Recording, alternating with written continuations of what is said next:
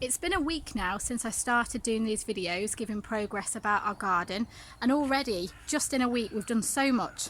So this border here was the border that was compacted and full of weeds where I want to put my potatoes, chard and cabbages in.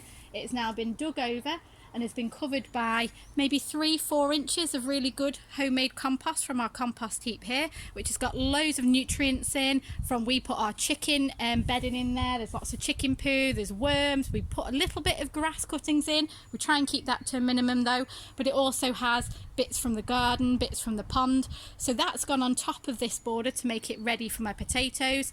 They're chitting well, so as soon as they're ready they'll go in there.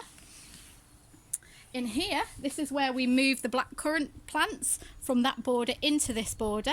We made sure they had that goblet shape, and we put the strawberries here down the front.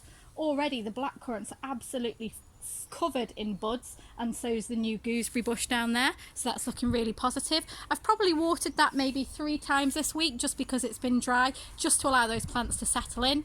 And finally, I've just finished doing this border here, my largest border. So again, that's had a really good dig over, and it's probably had about 2 inches of compost put on top of the soil there to enrich it. And that's also where I've moved my rhubarb, and as you can see already we've got those pink stems and those green leaves coming through. So even though it's only been there a week, it's already really establishing itself. Again, I've probably watered that from the water butt about 3 times just to help it settle in.